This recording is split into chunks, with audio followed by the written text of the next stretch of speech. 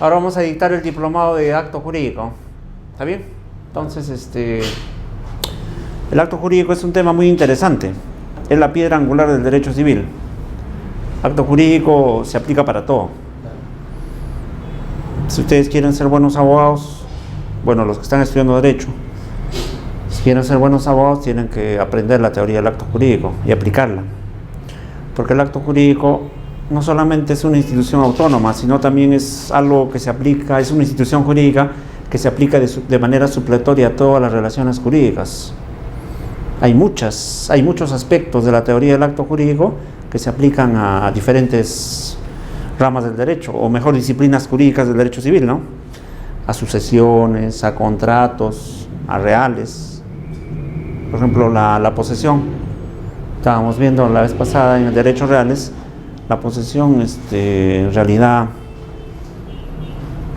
tiene relevancia jurídica, pero es un hecho jurídico, no es un acto jurídico. Si uno entra a poseer un bien, es un hecho jurídico, no va a ser acto jurídico, no hay quien le transmita la posesión, quien le ceda la posesión. Entonces es un tema muy interesante. La teoría del acto jurídico está irradiado en todo lo que es el derecho civil, en todo el derecho civil. Tiene trascendencia. Entonces es necesario que todo estudiante de derecho conozca a fondo la teoría del acto jurídico, y los abogados también. Cuando ejerzan la profesión es necesario que se va a aplicar esta teoría del derecho civil. E incluso dentro del derecho en general, la teoría del acto jurídico tiene un papel fundamental.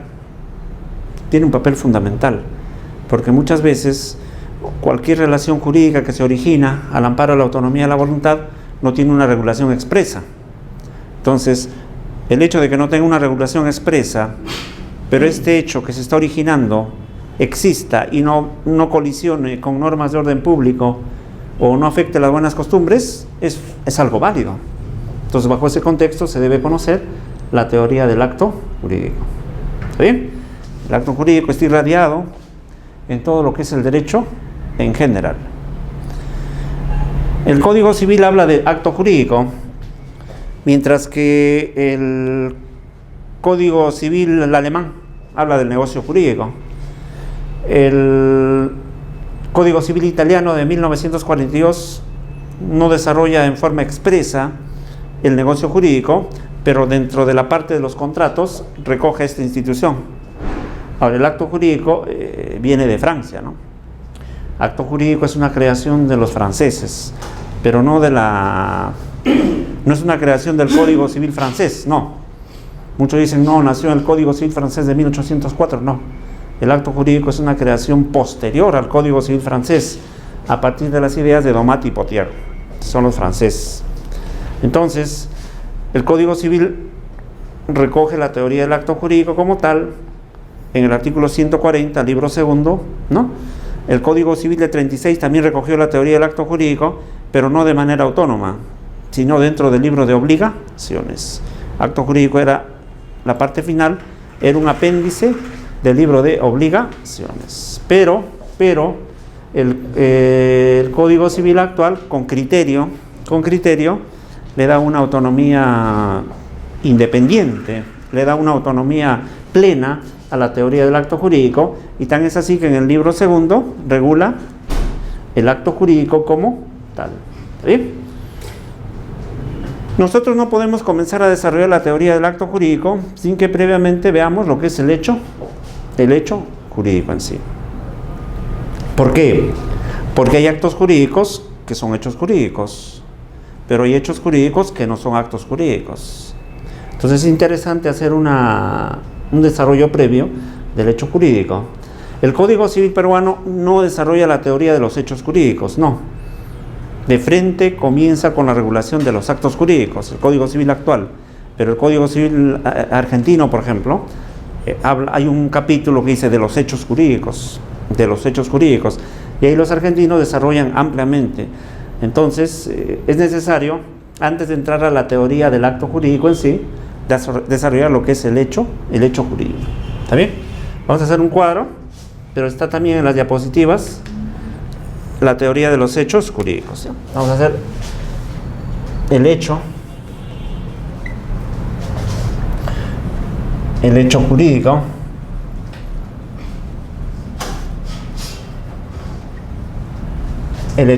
puede ser humano, no natural, primero natural, puede ser humano. Si es humano puede ser involuntario, puede ser voluntario. Si es voluntario puede ser ilícito, o puede ser lícito. Y si es lícito puede ser sin declaración de voluntad, o puede ser con declaración de voluntad. En ese esquema está en sí lo que son los hechos jurídicos. Hecho jurídico. El hecho jurídico puede ser natural humano. Si es humano puede ser involuntario, o puede ser voluntario. Si es voluntario puede ser ilícito, o puede ser lícito. Si es lícito es sin declaración o con declaración. Ahí está la teoría del hecho en sí. Entonces, primero, ¿qué tendríamos que ver? Cuando estamos frente a un hecho. ¿Qué es un hecho? Es un concepto amplio, genérico, lato, entendiéndose como aquel suceso o acontecimiento que puede generar consecuencias, no necesariamente de carácter jurídico. El hecho es un concepto genérico. Es suceso, acontecimiento que puede o no tener trascendencia jurídica. Un simple hecho, un hecho irrelevante, es catalogado como un hecho. Pero si ese hecho tiene alguna relevancia en el mundo del derecho, deja de ser hecho y pasa a ser ¿qué? Un hecho jurídico. ¿Está bien? Un hecho, un saludo, por ejemplo. Un saludo es un hecho. ¿Tiene trascendencia jurídica? No. Está saliendo alguien, se tropieza, se cae y no se causa ninguna lesión. Es un hecho. ¿Pero será un hecho jurídico? No. Entonces, pero si el hecho va más allá y tiene trascendencia jurídica, entonces ya pasaría a lo que es un hecho jurídico. El hecho es el suceso o acontecimiento que puede o no generar consecuencias jurídicas. ¿Puede o no? Sí. Trascendencia, cuando digo un hecho, como si hubiera una consecuencia, ¿no? Algún efecto jurídico, claro. Es un efecto. En esa caída se puede morir. Pues en esa caída se cae, se golpea solito la cabeza, se muere. Es un hecho jurídico, ¿no? Pero es un hecho jurídico humano. Claro, podría decir, pero ¿es ilícito? ¿Alguien lo empujó? No, él mismo se cayó. O sea, tiene trascendencia en el mundo del derecho. Pero puede ser si tuviera un hueco de repente o algo que no esté de acuerdo en el piso. Pero ¿qué pasaría a ver si se tropieza, se cae y se golpea la cabeza y muere? Nadie lo empujó, nadie lo tocó. Es un hecho, pero es un hecho jurídico. ¿Por qué será un hecho jurídico? Porque trae consecuencias. ¿Cuáles serán las consecuencias? La muerte del individuo, ¿no? Claro, ya la muerte en sí. Pero por ahí dirán, no, pues no tenía ni un bien, no tenía hijos. Eso es irrelevante. El fin de la persona, la muerte de la persona es un hecho jurídico. Y es trascendente, porque la persona, la Constitución, ¿a quién protege? ¿Cuál es el fin supremo? La persona. La persona, nosotros somos el fin supremo del Estado. Entonces nosotros, si algo nos pasa, tiene relevancia jurídica. ¿Dan cuenta? Entonces, desde ese punto de vista, claro, un simple hecho puede ser intrascendente y quedará como hecho. Pero si ese hecho genera consecuencias jurídicas, ya estaremos pasando a un hecho jurídico. ¿Está bien? Ustedes están escuchando la clase, tranquilo, es un hecho, nada más. Pero las clases han sido como consecuencia de ¿qué? De un hecho jurídico, más que un acto jurídico, porque ustedes están pagando por escuchar. Entonces, en ese caso sí es un acto jurídico. Pero acá es un hecho. el desarrollo de ese acto jurídico está generando consecuencias. ¿Se dan cuenta? Entonces, ese es el hecho. Es algo genérico, amplio, lato, ¿no? Mientras que el hecho jurídico, ¿qué viene a ser?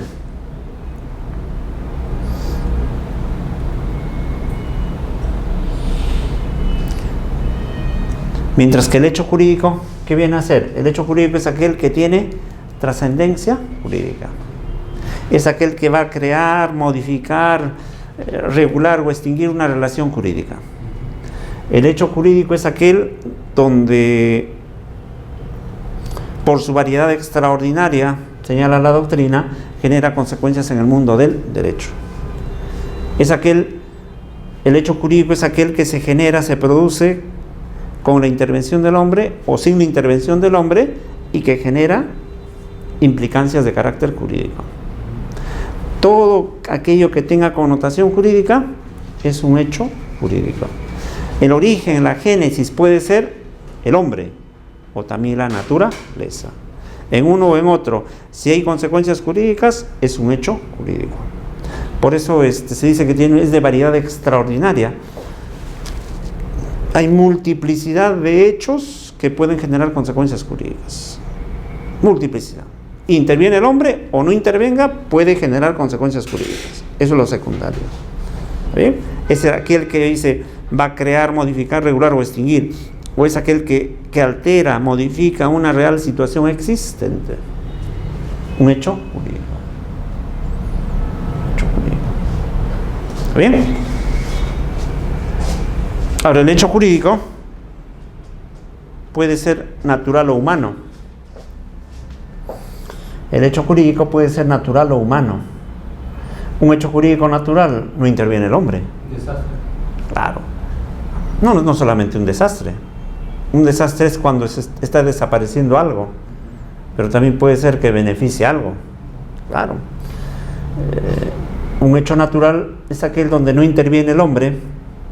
Es la naturaleza la que se encarga de generar consecuencias jurídicas. La naturaleza en sí. En cambio, un hecho humano es aquel donde sí interviene el hombre. El hombre está ahí, el hombre está de por medio. Entonces, el hombre es el ente generador de consecuencias jurídicas. En derechos reales habíamos visto lo que es las formas de adquirir la propiedad de manera originaria. No sé si te recuerdas, José.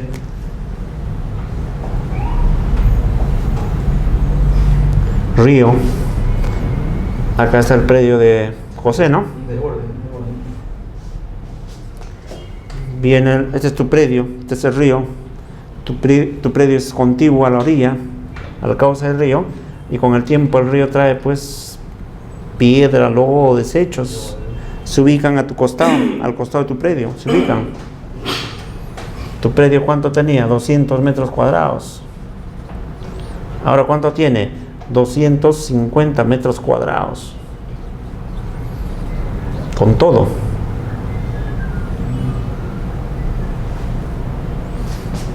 Es un hecho jurídico, ¿no? ¿Ha intervenido José? La naturaleza. Entonces, a este hecho jurídico, ¿cómo se llama? La accesión. Por aluvión.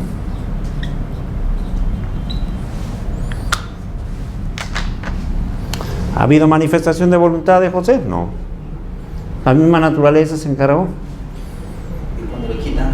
Igualito. Claro. Eso se llama eso sería siempre y cuando acá existiera otro predio, ¿no? Entonces viene el río con fuerza, saca una parte, lo lleva acá y lo coloca. Se está aumentando su área, pero este está disminuyendo. Este pierde porción del terreno, pero ese está aumentando. Eso sería la accesión por avulsión.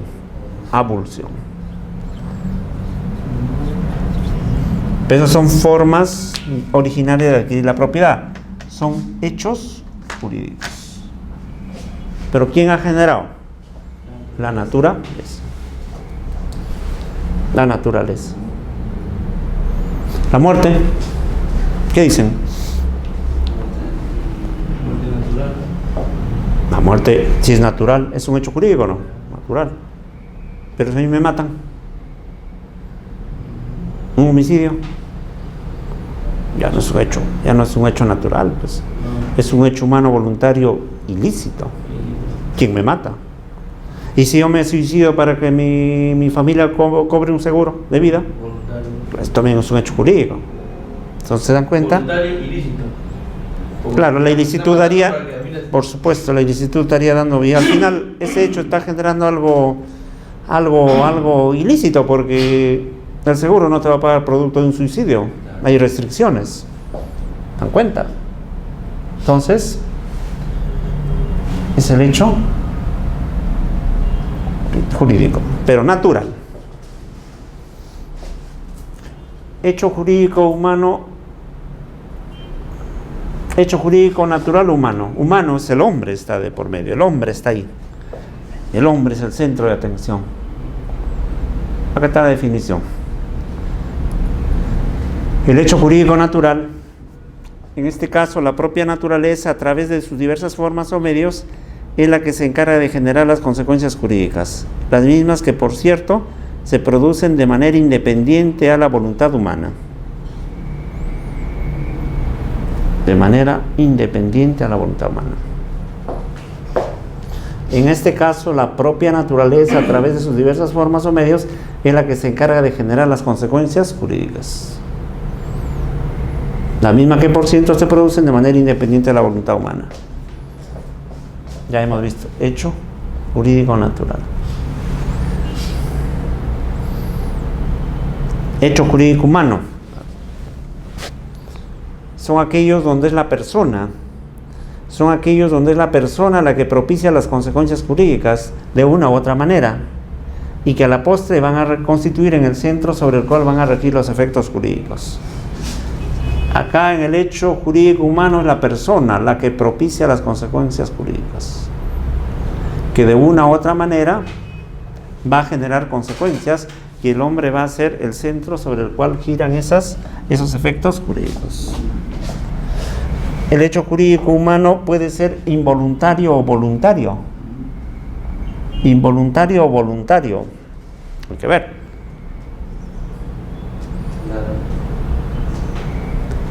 Clases de hechos jurídicos humanos.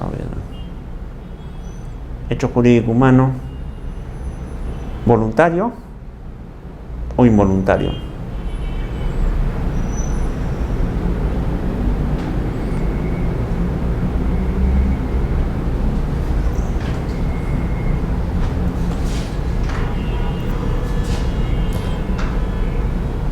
Ya, vamos a hablar del hecho jurídico humano involuntario. El hecho jurídico humano involuntario es el hombre, aún así tenga discernimiento, genera consecuencias jurídicas, pero no hay de por medio la voluntariedad. O sea, el hombre se da cuenta, pero muchas veces no hay ese factor concomitante que es la voluntad para generar consecuencias jurídicas, pero estas se dan.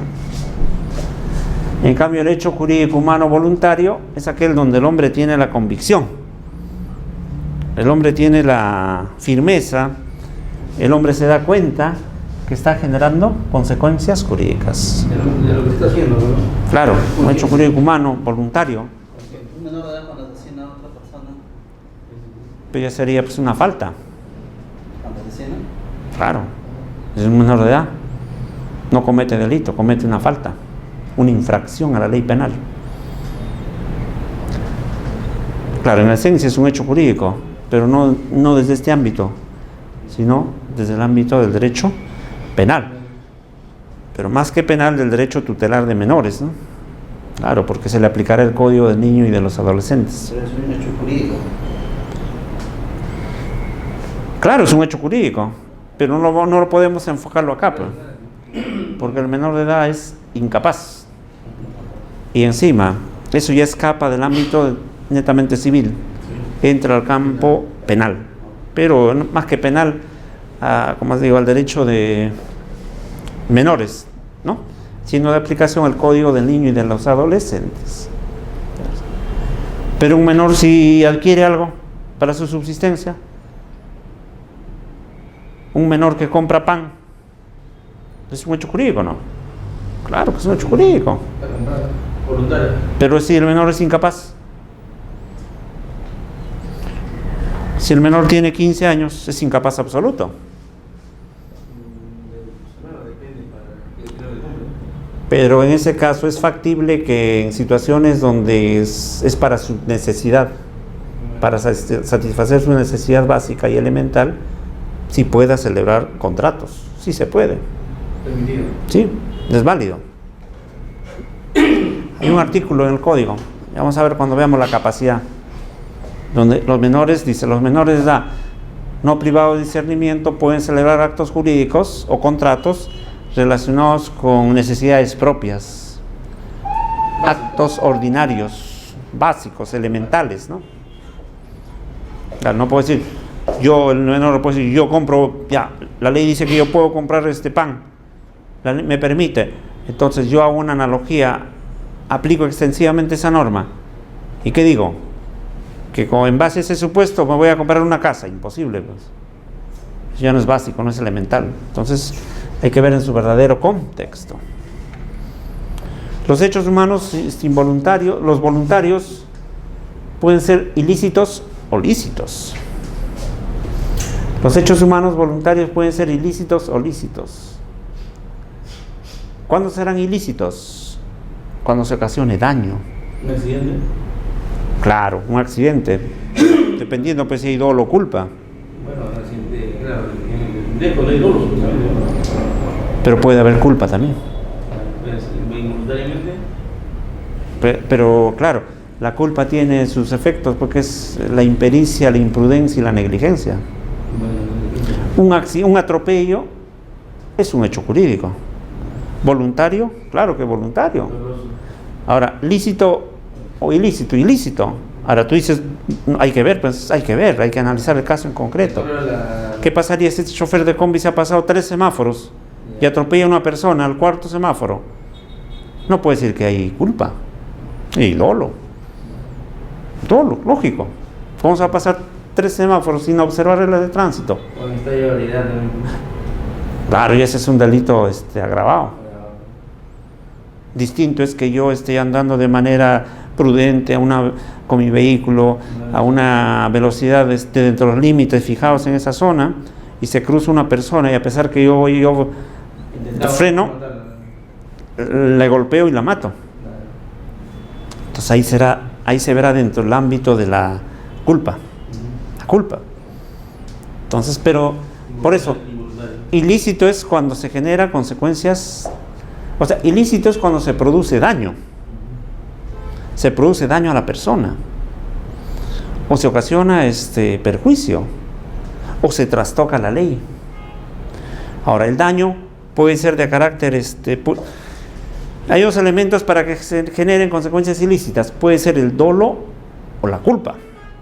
Pero el dolo o la culpa desde el punto de vista civil. Porque acá es importante hacer una diferenciación entre el dolo y la culpa desde el punto de vista penal. Porque en el derecho penal, ¿qué se protege? La ley penal protege, la ley penal reprime a quien afecta o transgrede determinados bienes jurídicos protegidos por el Estado. Si una persona mata a otra, ¿qué bien es jurídico está vulnerando? La vida. La vida. Entonces, puede ser el dolo o la culpa, claro. Pero estamos en el ámbito penal, porque también el dolo y la culpa están en el ámbito civil.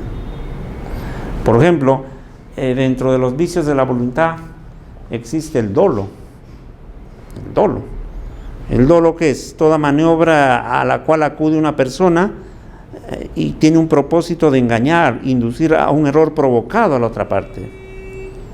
Y bajo este engaño, la otra parte manifiesta su voluntad. O sea, el dolo es un dolo civil.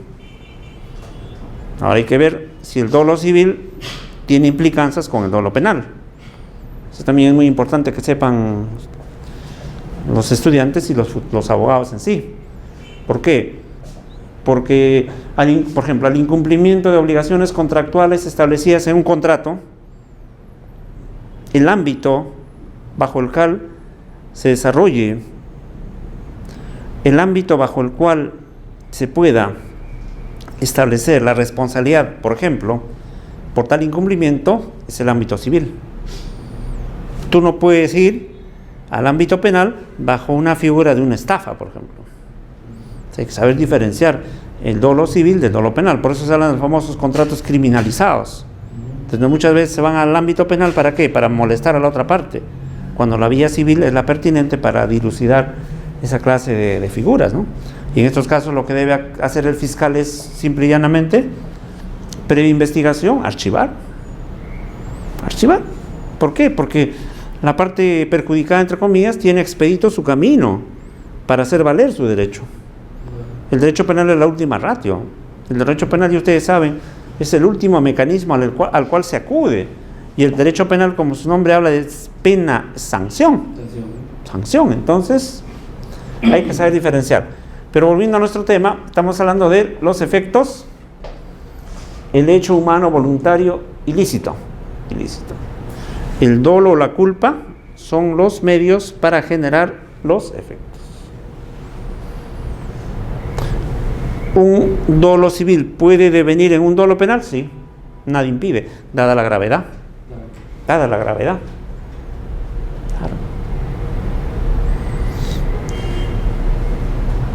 Si yo, para celebrar un contrato, falsifico documentos, luego en la vía civil se determina que efectivamente yo actué con dolo y a su vez presenté esos documentos falsificados, está bien, pero eso dará lugar a ¿qué?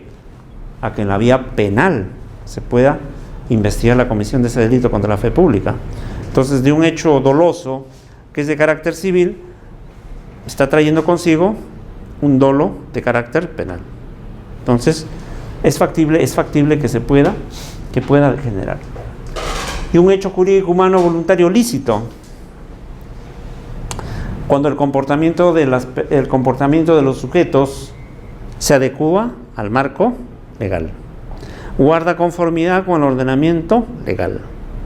Lo que están haciendo las partes guarda concordancia con la ley. Las partes están celebrando un acto jurídico y se están adecuando a lo que dice la ley. ¿Está bien? Entonces sería un hecho humano voluntario lícito. Ahora, dentro de ahí tenemos dos vertientes: sin declaración de voluntad, una situación fáctica, una situación repetitiva, un hecho que se trasluce día a día, ¿qué trae consigo? Que se genere efectos jurídicos. Pero puede ser un hecho humano voluntario lícito con declaración de voluntad. ¿Qué significa? Con declaración de voluntad.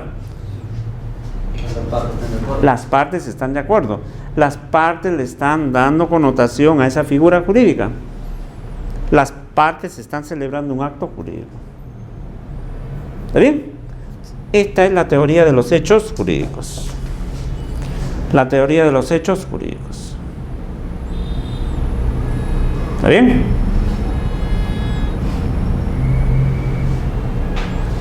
La usucapio o usucapión, ¿es un hecho jurídico o no? ¿Dónde lo ubican?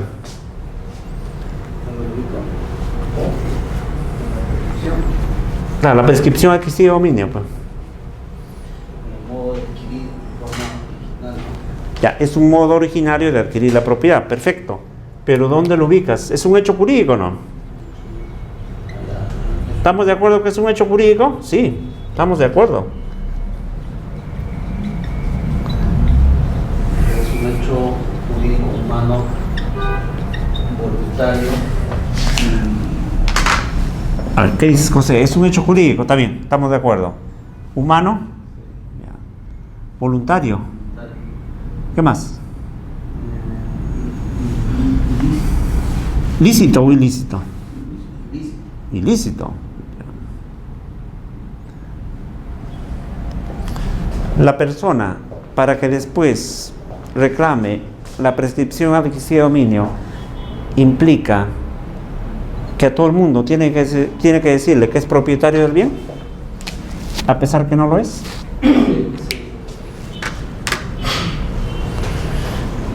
Tiene que comportarse como... Ya, tiene que comportarse como si fuera el propietario. Demostrar. Pero Tiene que demostrar claro, lo que alega. el tiempo, Pero hay dos elementos. Los dos elementos están diciendo, los dos está bien. Uno, debe actuar como si fuese propietario. Ya. ¿Y el otro cuál es? demostrar El tiempo. pacíficamente. Tiempo. Si existe mala fe, son 10 años. 10 años, ¿verdad? Ahora acá viene la pregunta. Si hay mala fe, son 10 años. No hay justo título, son 10 años. ¿Qué es lo que está permitiendo que esa persona invoque la prescripción adquisitiva de dominio? No hay heredero, no hay dueño. Ya no hay dueño. Pero ¿por qué está demandando o está yendo al notario para que se le declare propietario? La legalidad Por derecho de uso. ¿Por qué? Ya, porque está posesionado Ajá. y actuó como si fuese propietario. derecho. Durante... Un hecho jurídico. Estamos buscando un derecho jurídico. Ya, está bien. Pero, ¿qué es lo que le permite a él ya plantearlo a su capio? ¿No solamente actuar como si fuese propietario? No, Si tiene 9 años, ¿podría hacerlo? Si tiene 9 años ocupando el bien, ¿podría hacerlo? de acuerdo a la ley, un 10, ¿no? 10 para arriba. Si es de mala fe. Sí, de mala fe. Claro, de mala fe. Supongamos que no tiene ningún título, no tiene nada. ¿A los 9 años ya está habilitado para reclamar? No. 10 años. 10 años. Entonces, 10 años. ¿Qué es lo que está delimitando para que proceda? Aparte que actúe como si fuese propietario, ¿qué está permitiendo? El tiempo. ¿Y el tiempo se puede adelantar? ¿Se puede retroceder? No. Entonces, si el tiempo es el factor fundamental para que opere el usucapio, aparte de que actúe como si fuese propietario, la prescripción adquisitiva de dominio vendría a ser un hecho natural. Claro, natural. Natural, porque el tiempo es el que te está delimitando. ¿Te das cuenta? Un incendio. No. Sería un desastre. Aquí en Barcelona. ¿Qué pasaría si tengo mi chacrita por la sierra? Tengo mi chacra. Entonces, época ya de... Hay una época pues de verano en la sierra, ¿no? Todo se seca. Y más ahí tengo mi depósito de granos, tengo lo que guardo, un almacén. Y la naturaleza de manera imprevista, no sé, pues, quiere llover, se origina un rayo, cae en una de las chacras que tiene los arbustos secos y comienza a prenderse. Y arrasa con mi almacén. Es un hecho jurídico, ¿no? ¿Natural o humano? Natural. Pero si alguien le prende un fósforo, ya es humano. Entonces varía, pues. Varía. Ilícito, claro, ilícito ahí. Voluntario ilícito. Entonces son formas como el nacimiento, ¿qué dicen? Natural. Y si una cesárea, varía, pues. Varía. ¿La cesárea cómo? ¿La cesárea qué sería? ¿Natural? La cesárea sería humano, pues. Claro, porque el médico es el que está cortando. Está cortando para que alumbre. No, el hecho ya es que la consecuencia jurídica es que el nacimiento, pues. Pero puede ser también que Dios no lo quiera, pero muere el ser que está naciendo, ya es otra cosa también. Pues. Como consecuencia. La prescripción entonces es un hecho jurídico natural. Natural, claro, natural.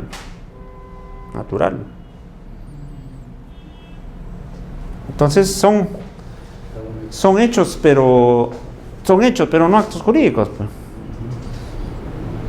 No son actos jurídicos, son hechos jurídicos. Actos jurídicos más en el ámbito comercial. No. ¿Cómo define el Código Civil al acto jurídico?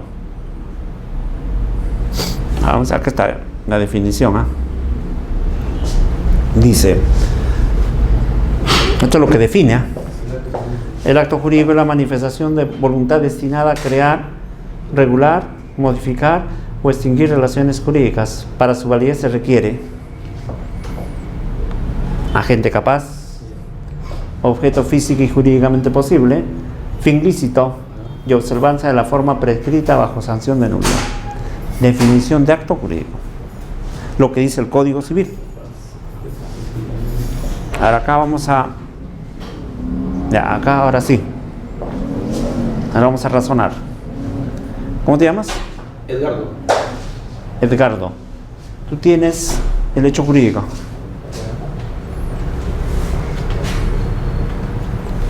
Esto vamos a ver. ¿Dónde lo ubicas al acto jurídico, Edgardo? ¿Dónde? Primero, ¿es un hecho o no? Es un hecho. ¿Jurídico? ¿Natural o humano?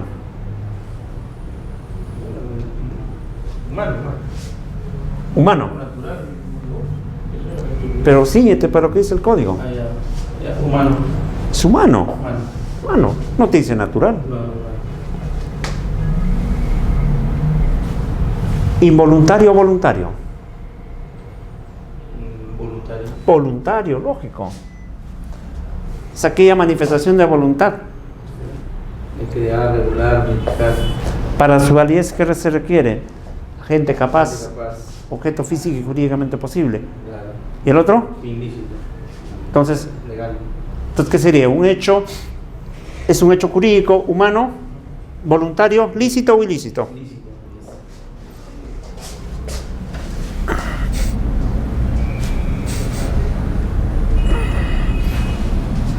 ¿Y con o sin declaración? Con declaración. Claro. Si no como ilícito. Pero puede haber hechos jurídicos ilícitos sin declaración de voluntad. Ilícito. Entonces sería con declaración de voluntad. Entonces ahí estamos ubicando al acto jurídico. Es un hecho, claro, es un hecho jurídico, humano, voluntario, lícito, con declaración de voluntad. Edgardo, está yendo por la carretera, atropellas a una persona y le causa lesiones involuntariamente. Le causas lesiones. ¿Es un acto jurídico o un hecho jurídico? Hecho jurídico. ¿Y por qué no un acto jurídico?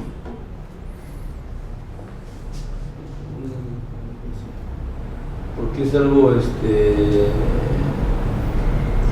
involuntario. Ya, aparte que es involuntario. Está generando consecuencias ilícitas, está bien. Pero acá hay otro aspecto, pues. ¿Hubo manifestación de voluntad? No. No hay manifestación de voluntad, no hay. No. ¿Se dan cuenta? Entonces, para que exista un acto jurídico tiene que haber manifestación de voluntad. Es importante. Es un acuerdo entre dos partes. Una compra-venta, Eso sí. José. Es un acto jurídico. Claro. Pero a la vez un hecho jurídico, ¿no?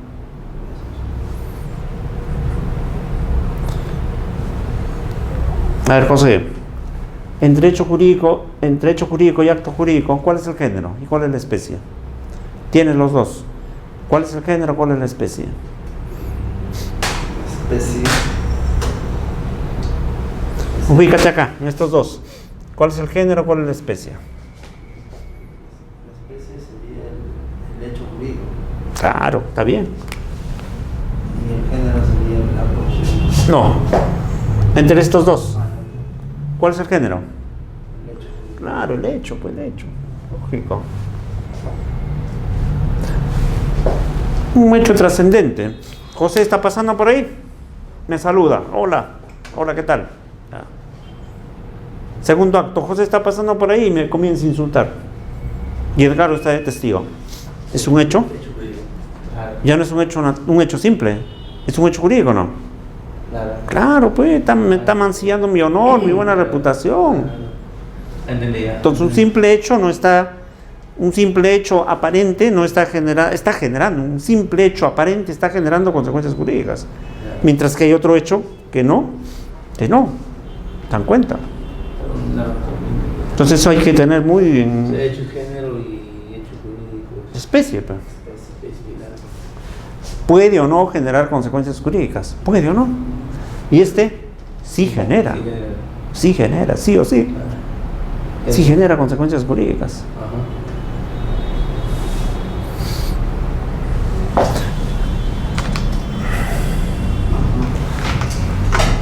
Estamos viendo acá hecho jurídico, acá vamos a poner el contrato, ¿ya?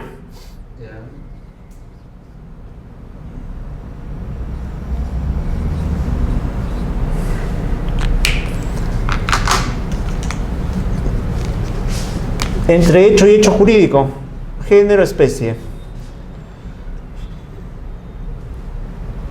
No, acá vamos a ver mejor. Arriba. Acá vamos a poner acto jurídico.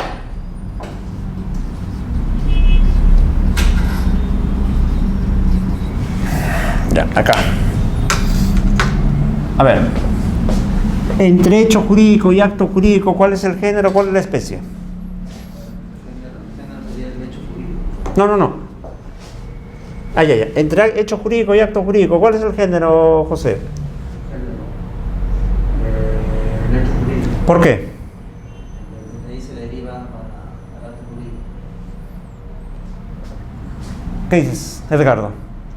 Está bien la respuesta, pero la explicación falta abundar. Entre hecho jurídico y acto jurídico, ya sabemos lo que es el acto jurídico, ahí está la definición. Entre hecho jurídico y acto jurídico, ¿cuál es el género y cuál es la especie? Entre los dos. Bueno, el género viene a ser hecho jurídico y la especie del acto jurídico. ¿Por qué? ¿Por qué? Porque genera una consecuencia. No, pero aparte. Es por su Pero acá nomás, acá está la respuesta. por la manifestación, Porque el acto jurídico siempre será humano. Porque hay de por medio manifestación de voluntad. Ya. Pero el hecho jurídico no. puede ser humano, puede ser natural. Claro. Tiene razón. Claro. Un terremoto donde muere gente Natural. es un hecho jurídico. Natural. Un terremoto un terremoto en la Polinesia, una isla desierta, se caen unas cuantas palmeras, no hay gente, no hay bienes. ¿Qué viene a hacer ese terremoto? Pero se cayeron palmeras, pero es una isla deshabitada. Es un hecho jurídico. Pero ¿cuál es la consecuencia jurídica? ¿Lo que se cayó las palmeras? Claro, pues es un hecho natural. Es un hecho natural. Ya. ¿Qué puede haber? Supongamos que es un hecho natural, pero es un movimiento telúrico fuerte, movimiento sísmico fuerte, pero no hay persona, no hay nada. No hay acto jurídico. Daño a la propiedad. Ya, no hay ningún daño. Entonces es solamente un hecho, pero no es un hecho jurídico. ¿Te das cuenta? Pero un terremoto donde muere gente, ese ya es un hecho jurídico. Un hecho jurídico natural. Entonces la diferencia estaría en que entre el hecho jurídico es el género.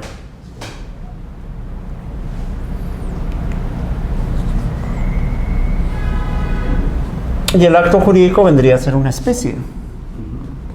Porque el acto jurídico será siempre humano, mientras que el hecho jurídico puede ser humano o puede ser natural.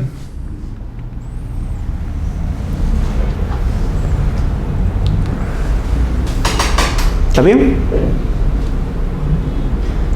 Y entre contrato, ahora vamos a ampliar un poco más. Contrato es un acto jurídico. Acto jurídico y contrato.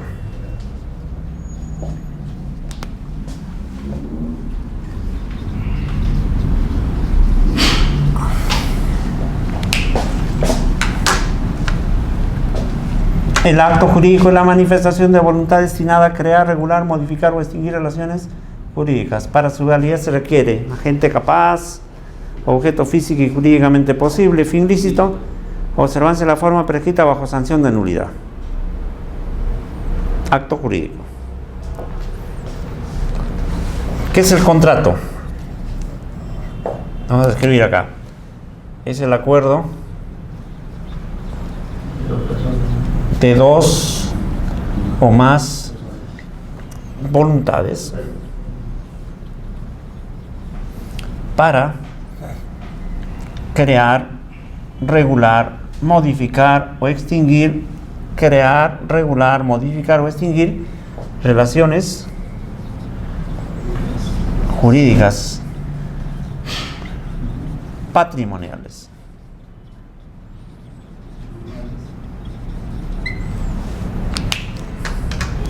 Definición de contrato. Es el acuerdo de dos o más voluntades para crear, regular, modificar o extinguir relaciones jurídicas patrimoniales. Definición de contrato. Entre acto jurídico y contrato, ¿cuál es el género y cuál es la especie?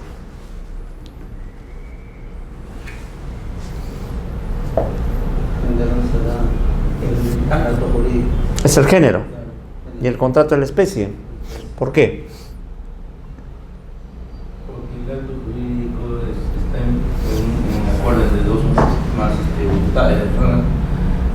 Y el contrato viene a ser lo físico, ¿no? Tú vas por lo patrimonial. Lo patrimonial, El reconocimiento de un hijo también. tiene un efecto patrimonial. Si yo muero, hereda mis bienes, pero también si yo lo reconozco, tiene derecho a usar mi nombre, mis apellidos, que se le reconozca como padre a mi persona. Tiene derecho a que yo le preste alimentos, asistencia, educación, vestido, todo. Entonces, el reconocimiento de un hijo, ¿qué vendrá a ser? ¿Un acto jurídico o un contrato?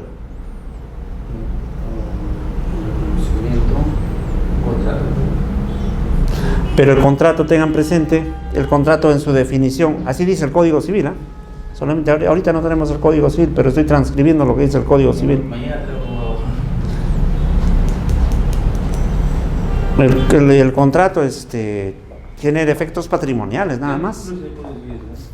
1523 creo, ¿no está ¿Perdón? 1523, si mal no recuerdo. Si mal no recuerdo.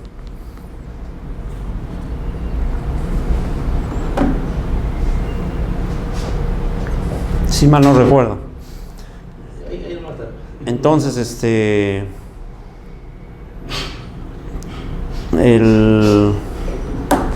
lo que dice el código. Es el acuerdo de dos o más voluntades para crear, regular, modificar o extinguir relaciones jurídicas patrimoniales. Ahí estaría, pues miren. El acto jurídico es la manifestación de voluntad destinada a crear, regular, modificar o extinguir relaciones jurídicas, dice. Jurídicas. Mientras que el contrato es el acuerdo de dos o más voluntades para crear, regular, modificar o extinguir relaciones jurídicas patrimoniales. Te arriendo mi casa, José. Te arriendo mi casa, te alquilo mi casa. Es un contrato de arrendamiento. Pero en esencia, ¿qué viene a ser? ¿Un contrato o un acto jurídico? Efectos patrimoniales. El testamento. Yo en mi testamento dejo mis bienes para mis hijos, pero en el testamento adicionalmente, ¿qué hago? En ese testamento reconozco a un hijo extramatrimonial que tuve, reconozco, y encima le dejo su parte de la herencia. Ese testamento es un contrato. Pero si el testamento es un acto unilateral, y para que sea contrato, ¿qué se requiere? Dos o más partes. Claro. Entonces el testamento es un acto unilateral. El testamento no puede ser un contrato, porque para que exista contrato, ¿qué se requiere? Dos. Y el testamento es unilateral. Entonces, bajo ese contexto, el testamento es un acto jurídico. Una pregunta, ¿no? El testamento. En mi caso, por ejemplo, ¿no? Yo tengo un solo hijo, estoy divorciado. Yo, por ejemplo, yo quiero hacer un testamento y estoy obligado a dejarle algo a mi hijo. Pero en testamento tú tienes que dejar al hijo lo que le corresponde, ¿no? No, pero si no, o sea, vamos a suponer que no deseo dejarle, que estoy obligado a dejarle, a la ley me obliga a que yo le dé algo. En tu testamento, el testamento que viene a ser un acto jurídico póstumo, donde en el testamento se supone que la finalidad es que tú estás dejando a tu hijo la parte de la herencia que le corresponde. O sea, es obligado a tener. Claro, pues estás dejando tu testamento, pues. O sea, si yo no puedo dejar a otra persona. Tú puedes dejar tus bienes a otra persona, pero lo que no puedes dejar es Dejarle. más del tercio de todos los bienes. Si tú no dejas. En este caso, si yo vendo mi propiedad. Esa es otra cosa, tú puedes venderlo. Si tú lo vendes, tu hijo no tiene derecho ni a oponerse ni a reclamarte. Lo que tú no puedes es donar. Si tú donas el 100%, está mal. Tú tendrías que donar solamente la tercera parte. La tercera parte, claro, si estás donando. La tercera parte de tus bienes donarías a cualquier persona. Y los 2/3 guardarías para tus herederos forzosos, tus hijos. ¿Estás divorciado o estás casado? No, estoy divorciado. Ah, bueno, si estás divorciado no hay problema, porque si no tu esposa sería la heredera, ¿no? No, yo me casé con bienes separados por ahí. Pero igualito, si te casas con bienes separados, no es en tu caso, por ejemplo, es un caso hipotético. Si yo me caso con bienes separados y después muero, todos los bienes que yo tengo va a heredar también mi esposa. Mi hijo, ¿no? Mi esposa y mi hijo. En el caso que estoy divorciado, por ejemplo. No, si ya te divorciaste no hay problema, pa. ¿Quién heredaría ahí, por ejemplo? Mi hijo. Si ya te divorciaste, tu hijo nomás. Mi madre y mi padre no. Sí, será. La beneficia es eso. Porque ya evitaste, ya cortaste, porque si no estuvieses, si estuvieses separado de hecho, si solamente estuvieses separado de hecho, pero no te hubieras divorciado, si por A o B algo te pasa, tu esposa hubiera heredado también, si todavía no había rompimiento del vínculo matrimonial. Claro. Pero como ya estás divorciado no hay problema, tu hijo es el que va a heredar todo. Sí, todo. Y no había necesidad que tú incluso hagas testamento. No, ya no, yo solo. O en todo caso, para evitarle que haga la sucesión intestada, deja tu testamento y todos tus bienes deja para tu hijo, haciendo la precisión que es un solo hijo que tienes. Ajá. Ay, sí, pues prácticamente todo estaría zanjado y se evita, ¿no? Simplificado. Claro. Ya lo veré. Entonces, a ver, volviendo al tema, entonces, entre el acto jurídico y el contrato, ¿cuál es el género? Ahora sí, expliquemos con propiedad. El acto jurídico vendrá a ser el género. Y el contrato vendrá a ser una especie. ¿Por qué? Por algo simple. Y eso es importante. Que el acto jurídico puede ser unilateral, bilateral o plurilateral. Claro. El acto jurídico. Claro, el acto jurídico puede ser unilateral, bilateral o plurilateral. Unilateral, una sola parte. Bilateral, 2 o más partes. Plurilateral, 3 o más partes. Claro. El testamento, por ejemplo, es un acto jurídico unilateral. Jamás va a ser un contrato. Es uno solo. Es una sola persona. El reconocimiento de un hijo es un acto jurídico, no va a ser un contrato. El otorgamiento de poder, ¿ah? Es un acto jurídico. Unilateral. Claro. Pero si hay 2 o más partes, ya puede ser un contrato. Ejemplo de plurilateral. Vale. El subarrendamiento, por ejemplo. ¿Cuántas partes intervienen en el subarrendamiento, José? 3. Arrendador, arrendatario, subarrendatario. Pero siempre y cuando permite el contrato del arrendador. Por supuesto, pues son 3 voluntades. Pues. ¿Qué pasaría si soy el arrendador? José es el arrendatario y Edgardo quiere subarrendar el bien. Entonces yo le voy a decir, Entonces me preguntará José me dirá, ¿no? ¿Puedo subarrendar? O de repente yo en el contrato lo autoricé para que subarriende. Normalmente en el contrato sale que no puedes subarrendar. Lo usual. Pero si él quiere subarrendar, me puede pedir la autorización, y yo se la doy, pero con mi autorización, ya es mi voluntad, uno, la voluntad de él y la voluntad de Edgardo, son 3. Salvo que se haga un nuevo contrato. Claro, sería otro contrato también, puede ser. La cesión de posición contractual. ¿Cuántas figuras intervienen en una cesión de posición contractual? Cesión de posición contractual. Tú tienes una obligación, tú tienes una obligación a tu favor que te debe Edgardo. Edgardo te debe a ti. Entonces, y tú me debes a mí. ¿Qué haces tú? Claro, tu posición contractual me das a mí y yo me encargo de cobrarle a Edgardo. Cedente, cesionario y cedido. 3 figuras intervienen. 3 figuras independientes. Entonces, eso estamos hablando de un acto plurilateral. Claro, pero es un contrato, pues.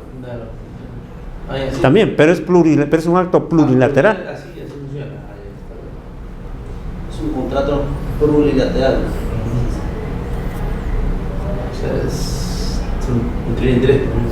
Claro, estamos viendo como partes, pues, como partes intervinientes. Ahora, si vamos, ahí viene la gran disyuntiva, lo que estábamos viendo en el diplomado de contratos típicos. La donación. Hemos dicho que es un contrato. La donación es un contrato.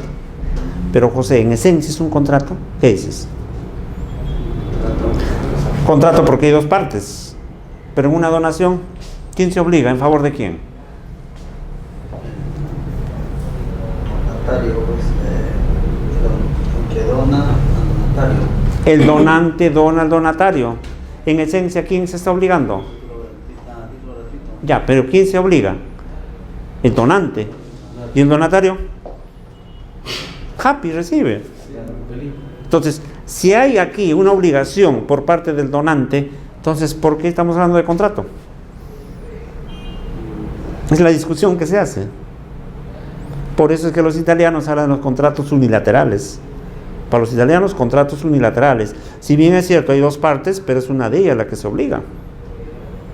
Pero nosotros pues seguimos concibiendo que la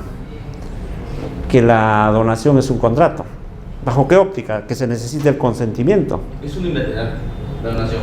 Desde el punto de vista obligacional sí, pero contractualmente no. Desde el punto de vista de los contratos es un contrato, porque se requiere el consentimiento, la aceptación de la donación. Claro, porque tiene que haber consentimiento, aceptación. Ya no habría, pues. Pero obligacionalmente, ¿quién lo está haciendo? Solamente una de las partes. Pues se cuestiona.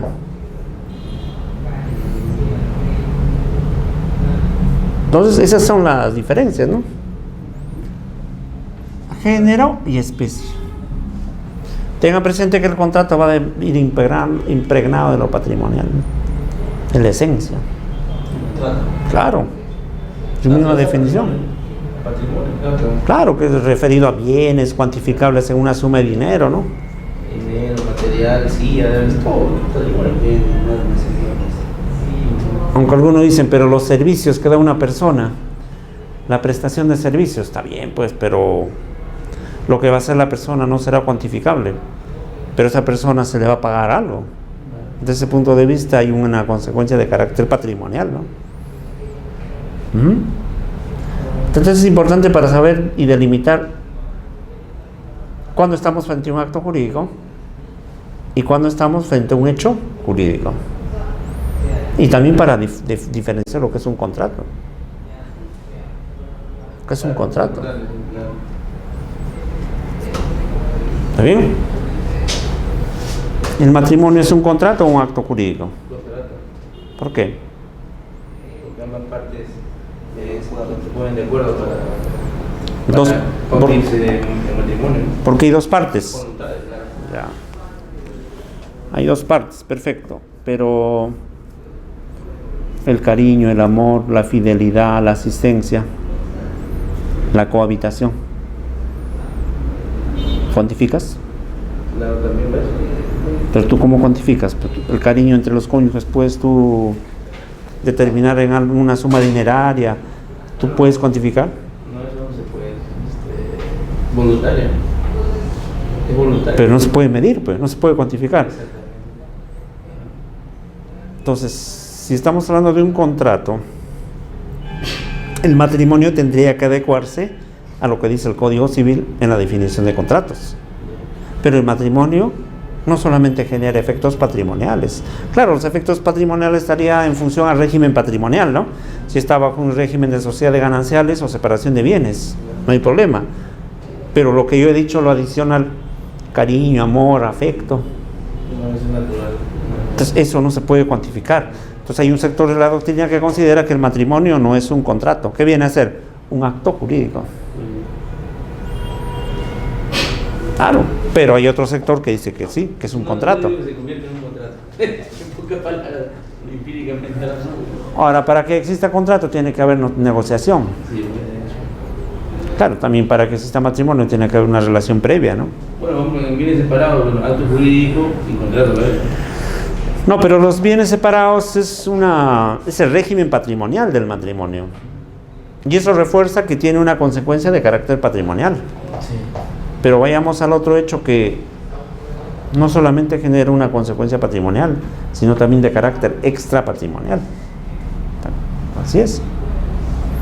Entonces ese es objeto de cuestionamiento, no cuestionamiento, sino de discusión, ¿no? A ver, José, la posesión, ¿es un acto jurídico o un contrato o un hecho jurídico? ¿Será un acto jurídico?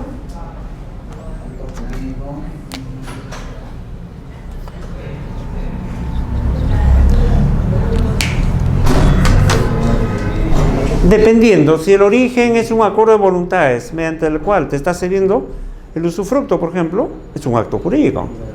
Tú eres el usufructuario. ¿Quién te está a ti otorgando la posesión? El propietario. Es un acto jurídico. Pero a ver, tú, tienes el derecho de posesión. También hemos visto en derechos reales. Derecho de posesión. Posees porque posees. Tú entraste a ocupar el bien, tomaste posesión del bien, nadie te dijo nada, tú posees porque posees. ¿Tienes derecho o no?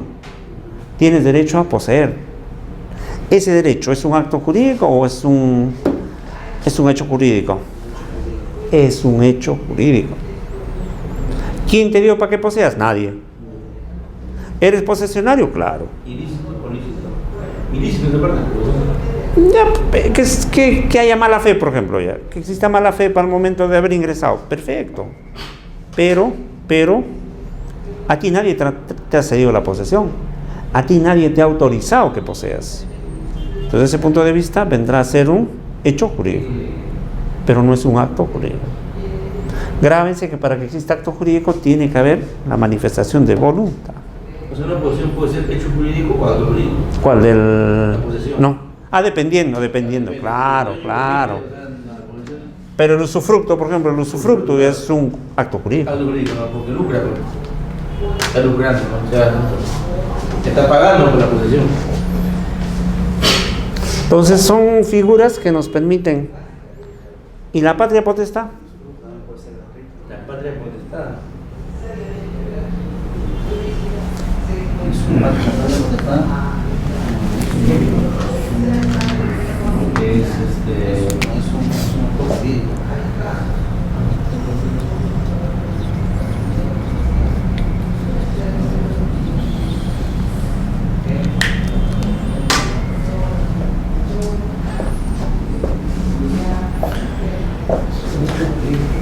La patria potestad da lugar ¿a qué?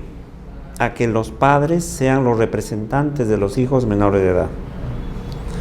Uno de los efectos de la patria potestad es que los padres ejercen la representación de los hijos menores de edad.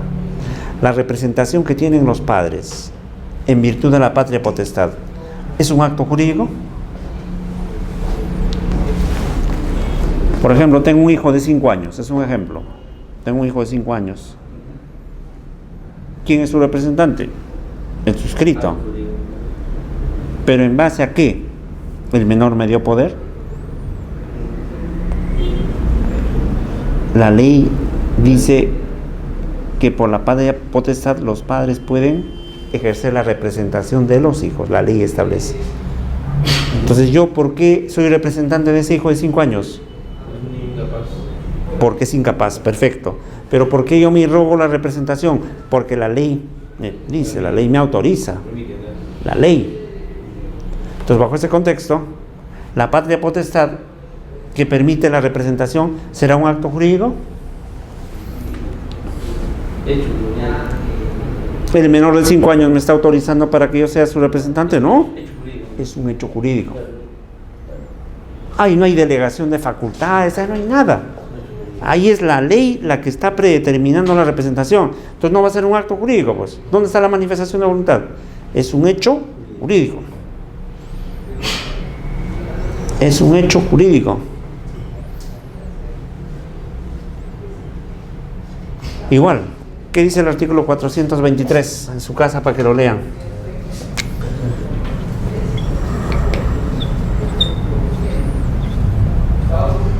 Dice, es uno de los, ya hemos visto, la representación. Los padres ejercen la representación. Otro dice, tienen derecho a usufructuar. El usufructo de los bienes del menor de edad. Hasta su mayoría. Claro. Por la patria potestad, los padres tienen derecho a usufructuar los bienes del hijo menor de edad. Si yo tengo un hijo que es menor de edad, recibe en calidad de donación una casa, es un ejemplo. Recibe en calidad de donación una casa, yo actúo como su representante, acepto ya, no hay problema. Pero yo no tengo dónde vivir, pues. Entonces yo digo, bueno, mi hijo de 5 años tiene la casa, yo tengo mi familia, tengo hijos también, somos una familia unida. Entonces, ¿qué vamos a hacer? En la casa de mi hijo vamos a vivir, pero mi hijo es el propietario. Entonces yo como que ejerzo la patria potestad, ¿qué voy a hacer? Voy a usufructuar el bien. Ahora, ese usufructo nace de un acto jurídico. Porque yo estoy permitiendo, pero o sea, el menor me está dando la autorización para usufructuar. No, la ley. La ley, entonces ¿cómo va a ser acto jurídico? Es un hecho jurídico. ¿Por qué es un hecho jurídico? Porque la ley está desplazando a la voluntad. La ley está predeterminando quién es el que va a usufructuar. Entonces no todo tiene que haber sinonimia, no todo que genera consecuencias jurídicas va a ser un acto jurídico. Porque también puede haber situaciones que no sean actos jurídicos, pero que generan consecuencias jurídicas, los hechos jurídicos, por ejemplo. Claro. ¿Está bien? Pues eso está claro. La relación entre hecho jurídico, acto jurídico, contrato. Y ojo, acá también falta algo, ¿eh? Eso vamos a ver más adelante. ¿Qué falta acá? Acá falta algo importante. Pero yo no he querido tocarlo todavía, porque no sería prudente por el momento, ¿no? ¿Dónde quedamos? El negocio jurídico.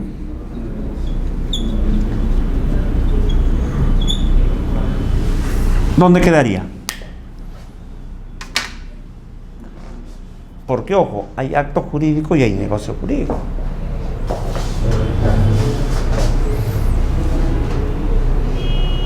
El Código Civil alemán habla del negocio jurídico. El Código Civil italiano se refiere al negocio jurídico. El Código Civil argentino habla de acto jurídico. El Código Civil brasileño habla de acto jurídico. El Código Civil chileno habla de acto jurídico. Nosotros hablamos de acto jurídico. Entonces, ¿frente a qué estamos? Libros peruanos que desarrollaron la teoría del negocio jurídico de Juan Guillermo Loman Luca de Tena, de Loman, el negocio jurídico. Lizardo Taboada Córdoba, que en paz descanse, ¿qué se desarrolló? El negocio jurídico. ¿Y todos qué estudiaban? El libro segundo del Código Civil, artículo 140. Entonces ahí viene la diferencia, ¿no? Más que diferencia, la pregunta, la interrogante. ¿Existe el negocio jurídico? Sí. ¿Y cuál es su diferencia con el acto jurídico? Entonces eso más adelante veremos. Acá tendríamos que ver, ¿no?, el negocio. ¿Por el dinero? Pero el acto jurídico también generaría pues efectos jurídicos. En realidad la diferencia es de carácter conceptual, porque es lo mismo. Pero para eso hay que hacer un análisis. Un análisis, digamos, se puede ver histórica, doctrinaria y legalmente las diferencias. Pero ya les adelanto, para nuestro derecho civil peruano, entre acto jurídico y negocio jurídico hay una sinonimia, es casi lo mismo. ¿Está bien? Ya, veamos ahora lo que es la relación jurídica.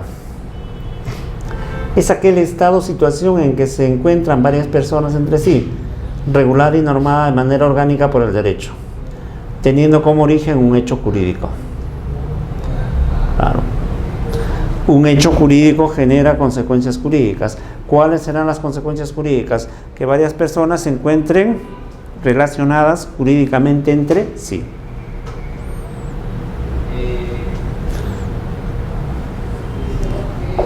A ver, así por ejemplo, tenemos la relación paterno-filial que nace entre el padre y su hijo por el reconocimiento del hijo extramatrimonial que realiza el primero de los nombrados.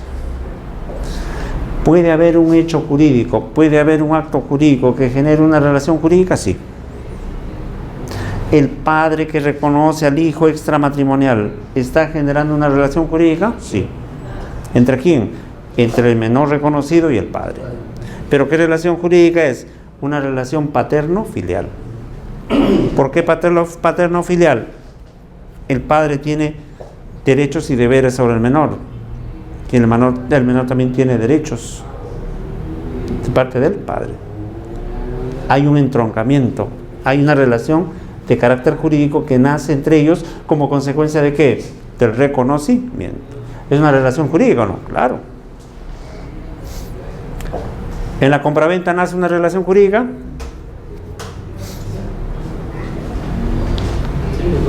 Por supuesto. Comprador-vendedor. ¿El comprador está obligado a qué? Edgardo. ¿El comprador está obligado a qué? A reembolsarle la compra. A pagar el valor del bien, precio.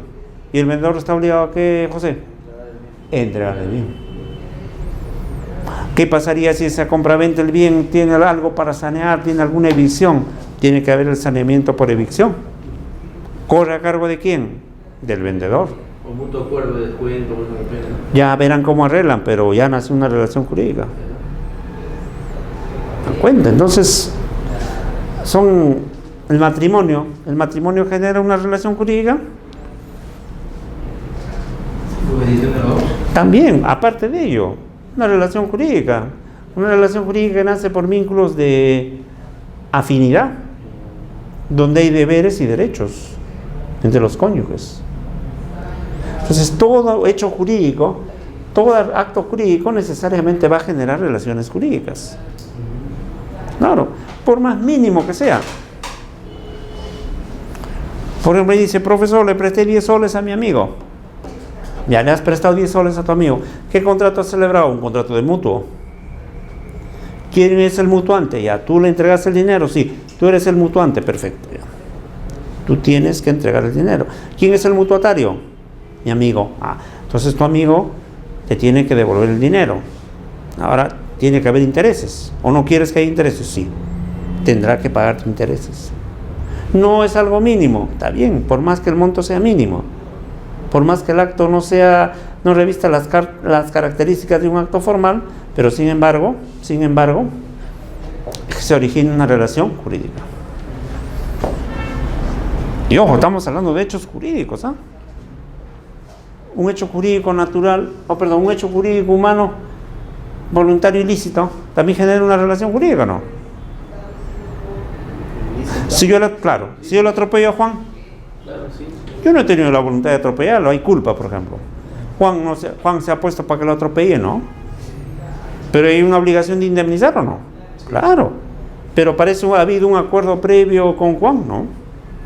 Producto de esa situación, producto del accidente, se ha generado una relación jurídica que yo tenga que indemnizar, y el lesionado, el afectado, que tenga el derecho a exigir que se le indemnice. Entonces, por supuesto, entonces es una relación jurídica que nace. Pues se habla de hecho jurídico en general, hecho jurídico.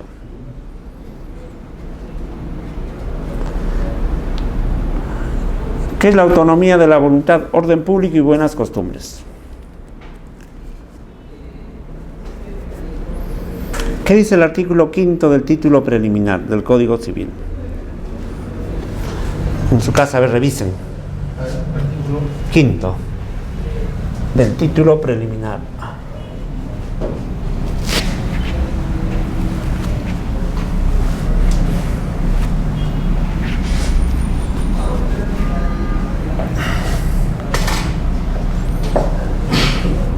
autonomía voluntaria. Mismo nombre lo dice. Bueno, mañana traigan su código. Ya.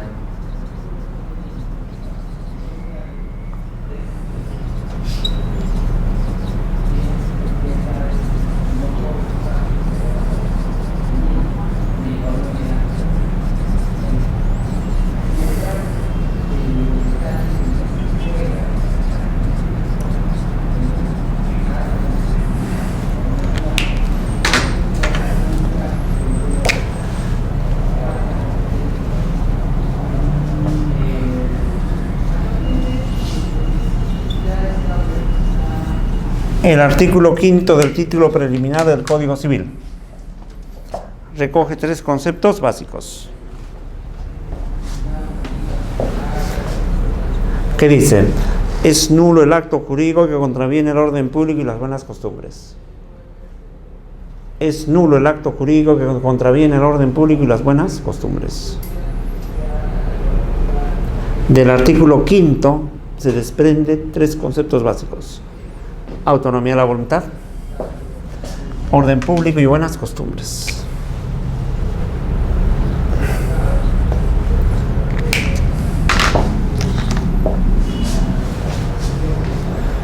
¿Qué es la autonomía de la voluntad?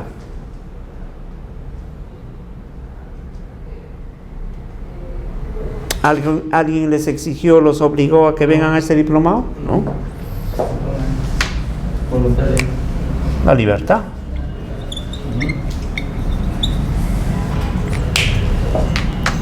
A ustedes nadie les exigió, los conminó, nada. Ustedes han venido por su propio criterio, por su propia libertad.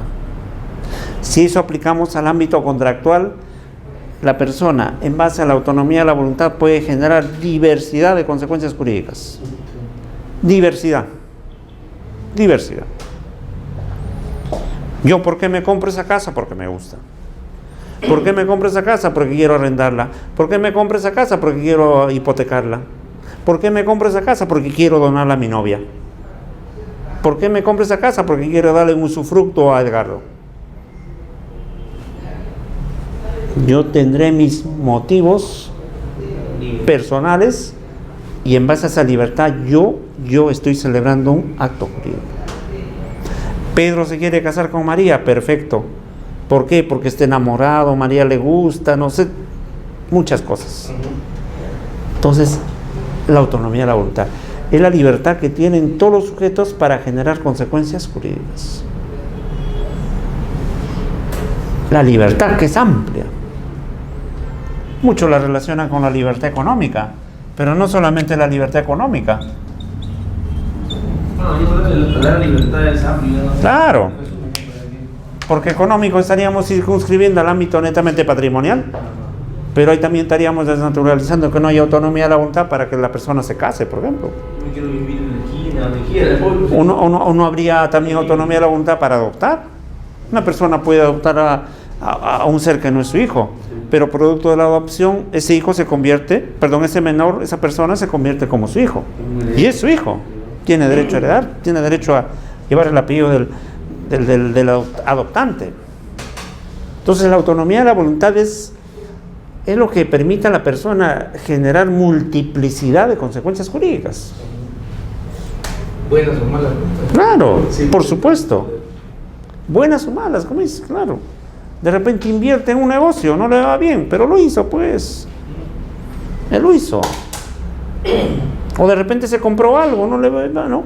O de repente se compró acciones en la bolsa y perdió su dinero.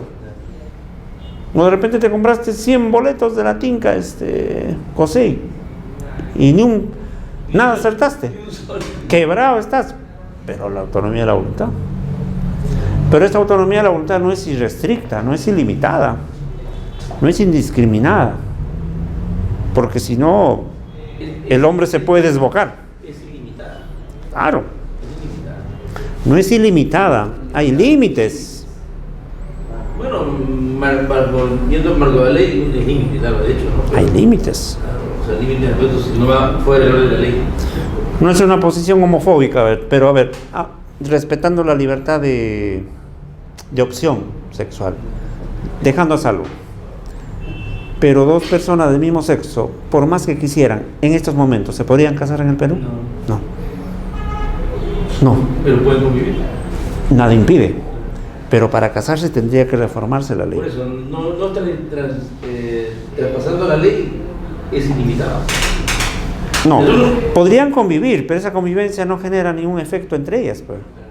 No, yo me refiero a la voluntad, es libre sin que traspase, ¿no? lo que la ley indica, ¿no? Nadie les prohíbe que convivan, pueden hacerlo y es su libertad y se respeta. Pero en sí, hablar de un matrimonio en estos momentos no. Es ilegal. Entonces no podríamos decir que la autonomía es irrestricta, no. Es ilegal. Que exista sus modificatorios en la norma, perfecto. Entonces tiene límite la autonomía de la voluntad. Y esas, perdón, No, dice que se van a otro país y le dicen, claro, se pueden ir a la Argentina. Así como Huancaíno, ¿no? Unos huancaínos se casaron en Argentina, y tuvieron un problema acá en Perú y querían divorciarse acá, no sé, una locura aquí. sí. No vale acá, Se quisieron divorciar acá. En la agua sí tiene problema. No, pues, no. Pero acá no. Porque ahí viene el otro detalle. De repente se han casado en... Pero, Entonces de repente es que... el matrimonio es universal, supuestamente, ¿no? Un matrimonio es Claro, universal. pero... En este caso hay restricciones, porque, o sea, yo me caso en Argentina cuando se casa una pareja de hombres y en Perú no vale eso. Es que en el Perú se aplica la ley peruana.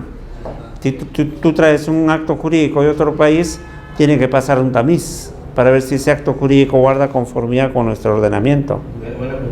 Y si es que no guarda conformidad, no pasaría, ¿no?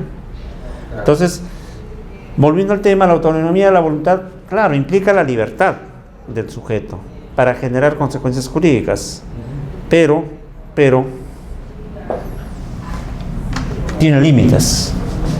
La autonomía de la voluntad tiene límites. ¿Y cómo están dados esos límites? Por el orden público y las buenas costumbres. Son límites a la autonomía de la voluntad. Límites.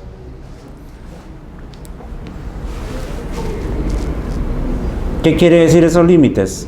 Que no se puede ir más allá de lo que establece la ley.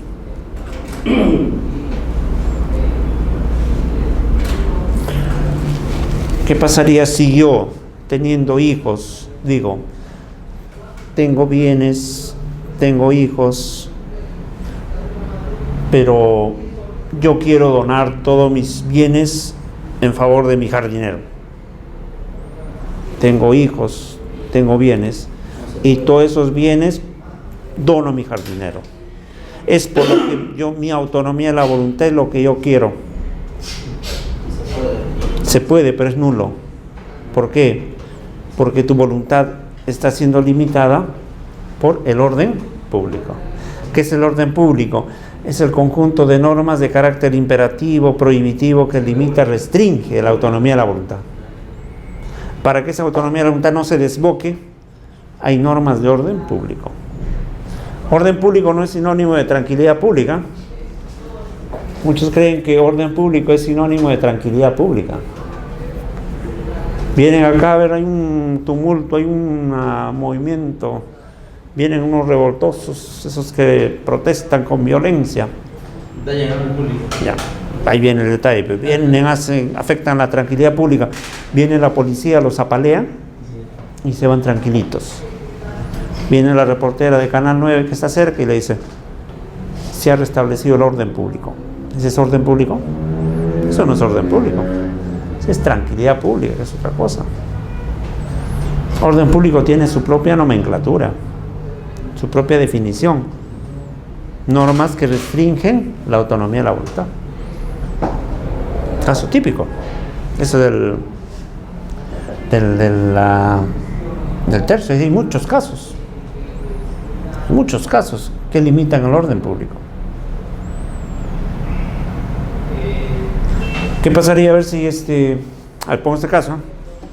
¿Qué pasaría si José está mal del corazón y necesita un trasplante de corazón?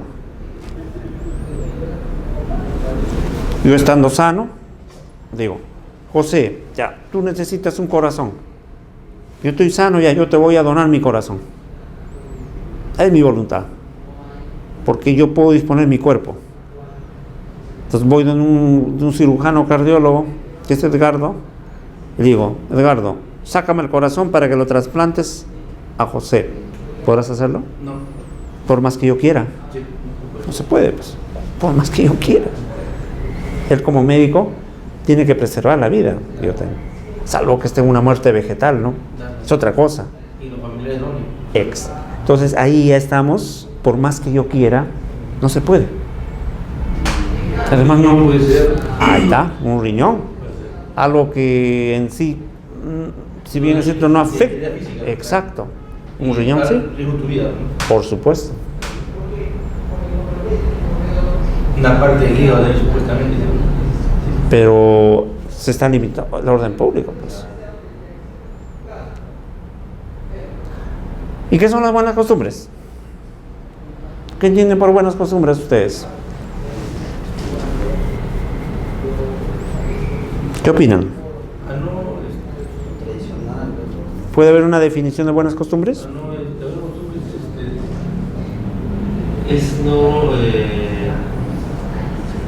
Coloco acá a un ultraconservador y coloco ahí un ultraliberal, y ambos le pregunto: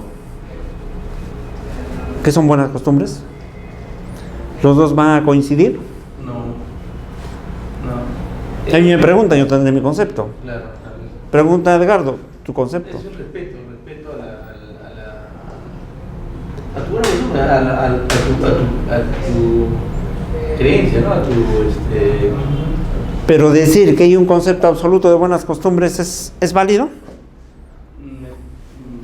Bueno, de un punto de vista legal de repente, porque en muchos lugares del mundo tienen definido diferentes buenas costumbres, ¿no?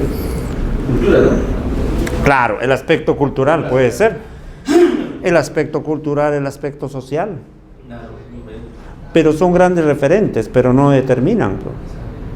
O sea, uno no se puede parar y decir: eso es conforme o contrario a las buenas costumbres. Porque tú te vas, por ejemplo, a Dinamarca, a Holanda. Para ellos hay cosas que son aceptados como buenas costumbres. Pero si tú traes eso al Perú, para nosotros son malas costumbres. Son situaciones que se presentan. Y el país tiene que respetar su costumbre, su ignorancia del país donde llega, porque no sabe eso. Es que, claro, son situaciones donde se podría decir que nuestra cultura, nuestra sociedad es conservadora, ¿no? Mientras que allá, pero hablar conservador y liberal también es algo ya muy, muy trivial, ¿no? Porque cada uno a su manera. Porque nosotros no podemos prejuzgar y decir son liberales, ¿no? Así como ellos tampoco no pueden prejuzgar y decir somos conservadores. Entonces eso ya es cuestión de un tamiz, un criterio de apreciación. Pero acá está el concepto de orden público. se entiende como aquellas normas de carácter imperativo y o prohibitivo que limitan la libertad de contratar. La libertad. Generar derechos y obligaciones, teniendo como sustento para ello en el conglomerado de normas que forman parte del ordenamiento legal. ¿Bien? Aquellas normas de carácter imperativo, prohibitivo que limitan y restringen la autonomía de la voluntad. Limitan la libertad de contratar, la libertad de generar derechos y la libertad de contraer obligaciones, teniendo como sustento para ello en el conglomerado de normas que forman el ordenamiento legal. Las normas previstas en la ley forman o son consideradas normas de orden público. Pero acá viene el concepto de buenas costumbres. Dice, no existe una definición absoluta de lo que se entiende como buenas costumbres. Es por ello que deben ser entendidas en función a un estándar jurídico, es decir, como un concepto cambiante, flexible, adaptable, en función a dos aspectos fundamentales, espacial y temporal. Eso es fundamental. No hay un concepto definido de lo que son las buenas costumbres. Las buenas costumbres tienen que ser visualizadas en base a un estándar jurídico.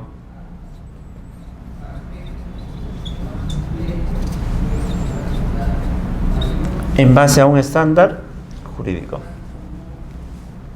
Por eso entiende la cultura, ¿no? Vamos a ver dos aspectos.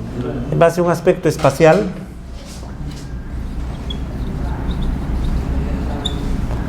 y aspecto temporal.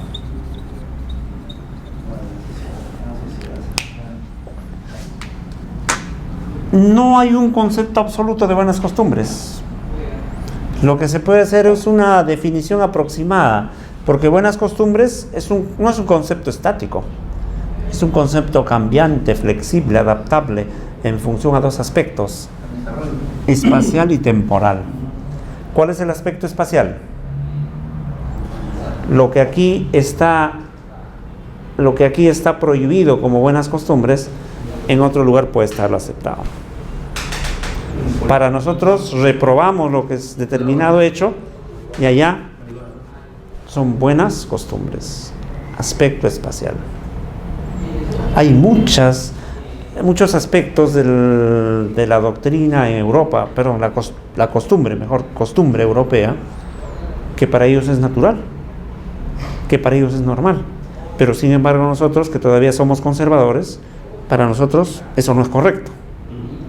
Pero esa diferenciación se da en base a ¿qué? Al aspecto espacial. ¿Y qué vendría a ser el aspecto temporal? Aspecto temporal de una sociedad. Cambiante. Lo que ahora está prohibido, más adelante, está permitido, aceptado. Entonces no puedes decir que es algo estático. Es cambiante, es flexible. Entonces, si eso se demuestra en hechos que pasan, hechos concretos y reales. Por ejemplo, la unión civil que ahora se está debatiendo hace unos años era un tabú. Era un tema que no se hablaba, tenía miedo.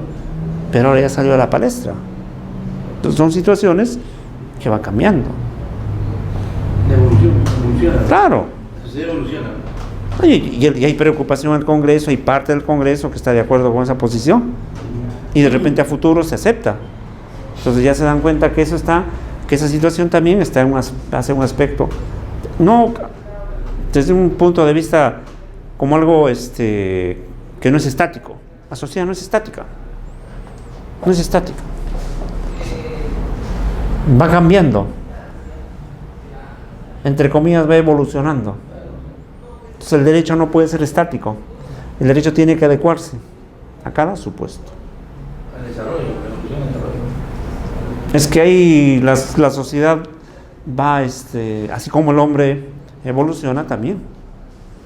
Bien. Antes, por ejemplo, ¿a qué edad se adquiría la mayoría de edad? 21 años. 18 ahora. En Estados Unidos, igual, tenía 21 años. 21 años. En Perú 18. Y eso que Estados Unidos, hay muchos estados donde hay violencia, hay mucha gente, mucha delincuencia, gente con vicios. ¿Ve? Pero ahí a partir de los 14 años creo que ya están como ya no declaran como ya adultos, no sé. Claro, es una forma especial de emanciparse, ¿no? Sí. Es una forma especial de emanciparse. Entonces, refiriéndonos a este tema, el artículo 5 del título preliminar que dice: es nulo el acto jurídico que contraviene normas de orden público o afecta a las buenas costumbres. Si las buenas costumbres están en función a un estándar jurídico, como un concepto cambiante, flexible, en función a un aspecto espacial o temporal, entonces el orden público y las buenas costumbres, como elementos concomitantes del acto jurídico, para la validez de este acto, quien determinará si éste guarda conformidad con el orden público o las buenas costumbres, será el juez. El juez, con un criterio razonado, con un criterio prudencial, tendrá que delimitar si ese acto jurídico es conforme o contrario al orden público o a las buenas costumbres.